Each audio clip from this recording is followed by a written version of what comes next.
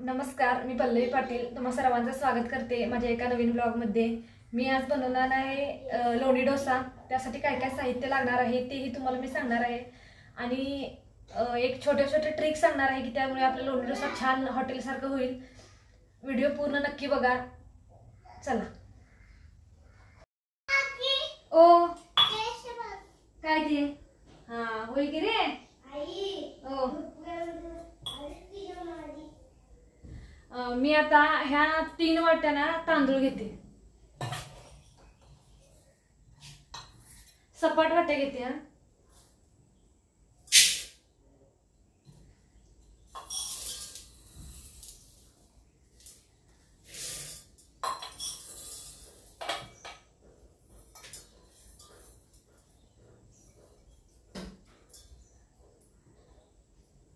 हे 3 वाट्या तांदूळ।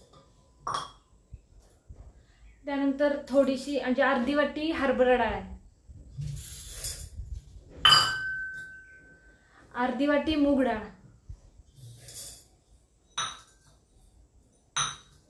आणि अर्धी वाटी उडदाची डाळ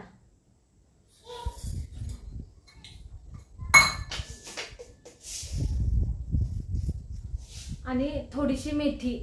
यामुळे ना आपला लोणी डोसा क्रिस्पी होतो।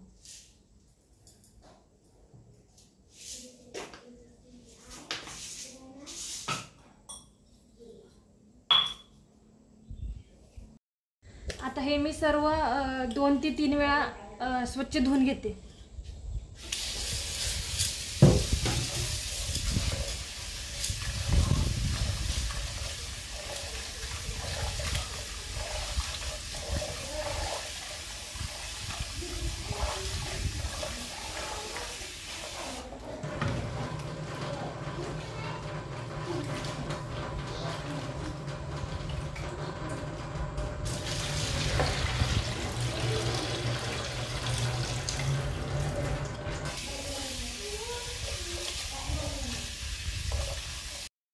आता हे मी धुवून घेतलंय स्वच्छ। आता यामध्ये पहिली ट्रिक तुम्हाला सांगते मी। आता ज्यावेळी आपण हे तांदूळ धुणार आहे ना त्याच्या अगोदर एक 5 ते 10 मिनिटं ना गॅसवरती पाणी गरम ठेवायचं। त्या गरम पाण्यातच हे तांदूळ भिजत घालायचं, कारण थंडीमध्ये आणि पावसाळ्यामध्ये पीठ जास्त आंबत नाही, त्यामुळे आपला डोसा चांगला होत नाही। म्हणून हे जेव्हा आपण भिजत घालणार आहे ना तेव्हा हे गरम पाण्यातच भिजत घालायचं।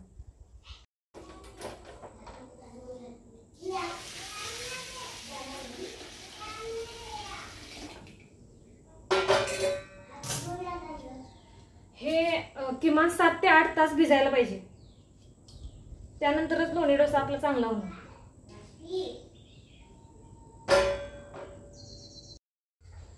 हे सकाळी मी भिजत घातलेलं, हे सकाळी मी 7-8 वाजता भिजत घातलेलं। आता 10 वाजले आणि 10 वाजता आता हे मी बारीक करणार आहे। बारीक करायच्या अगोदर इथं मी पोहे भिजत घातले, 2 वाटी पोहे। आता हे बारीक करून झाल्यानंतर पोहे बारीक करून घ्यायचे आपल्याला। बंद करते।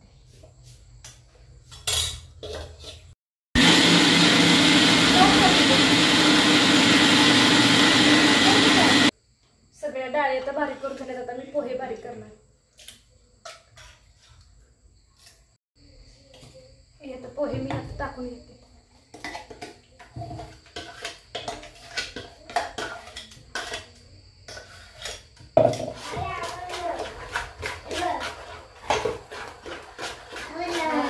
पावडर लावली। आता हे माझं पीठ झालेलं आहे। आता हे मी कसं झाकून ठेवायचं हे सब मला सांगते। घरातलं कोणतेही कापड घ्या किंवा चादर बेडशीट वगैरे असेल ना, असं गरम जेवढं हे उभीला राहील ना तेवढं हे जास्त पीठ फुलतं।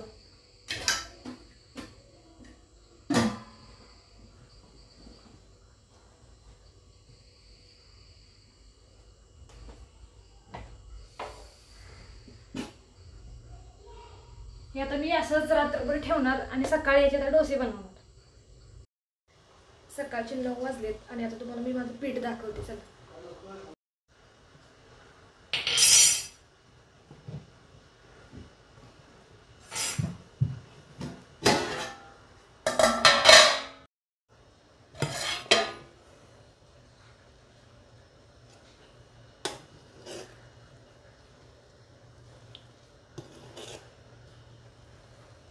बघू शकता तुम्ही किती मस्त प्रकारे पीठ झाले. आता हे पीठ मी लागेल तसं ना एका पातेल्यात काढून घेणार. सगळ्या पिठामध्ये मीठ टाकायचं नाही, न सोडा घालता हे पीठ एवढं फुगलेलं आहे बघा.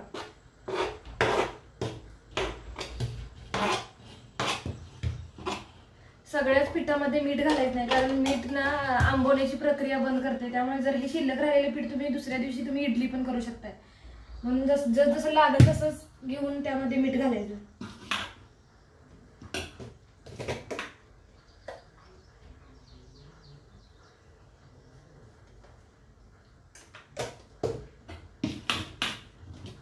आता यामध्ये मीठ घातलंय मी आणि मीठ घालून आता हलवून घेते.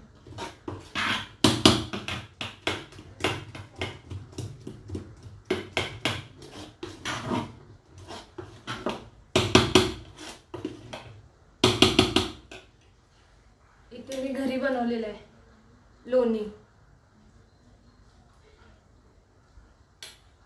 तुम्ही याऐवजी बटर पण वापरू शकताय, म्हणजे दुकानातलं बटर.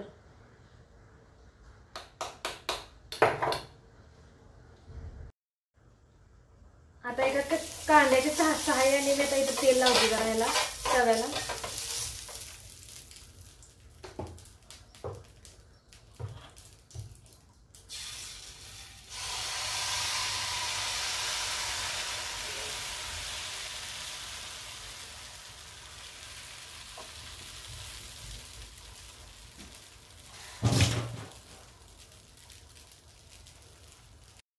इथं बघू शकता तुम्ही डोश्याला कशी जाळी पडली आहे बघा.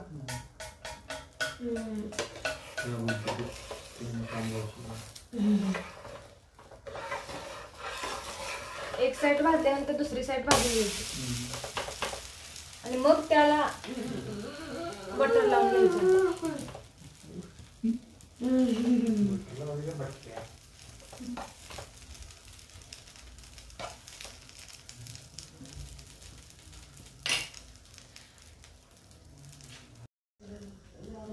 त्यानंतर दुसऱ्या साईडला पण बटर लावून घे.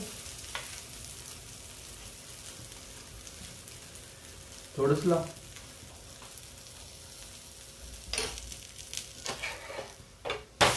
हे बघा उभी आणि उभी बाबा कधी बघताय.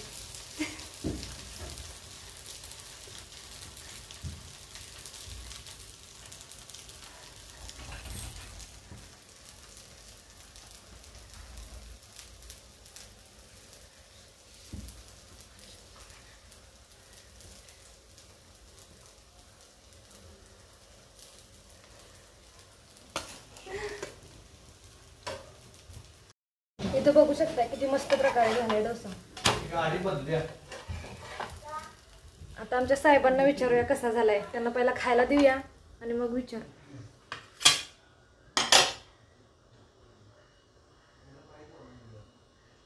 जे बनवायच्या आधी ना मी चटणी, खोबऱ्याची चटणी आणि भाजी मी इकडे बनवून ठेवलेली आहे.